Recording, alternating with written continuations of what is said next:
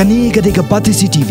Kejing Yakob lekai football ke bala pelong daga SKS Jongsha Unit ringkat kejing kersan lang jong ke SKS Shillong Central Body ke State Bank of India Jongsha Branch bat ke Primary Health Center Jongsha. Ha khatnyo terek mentau no pra kalapoi se ke bukut no hadin bala dak pelong ya kejing khon ke bakat do jong ke lempong banyo ara e kanam nak do.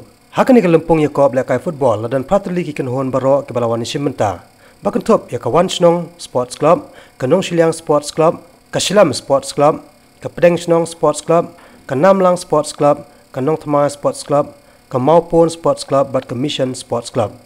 Na pedeng kini ki pratli kanhon baro ke bala poisa ke final kilong ke kanhon Pedeng Snong Sports Club ke bala peliam no ya Mission Sports Club da Argola non.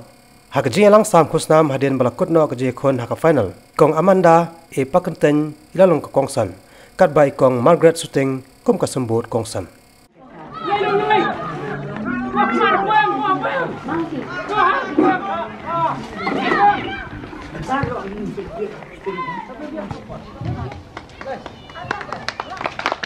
Yang baar nggak pak?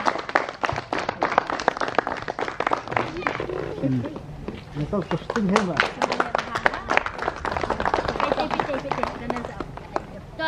Jaga balai pak nggak kau ya kong.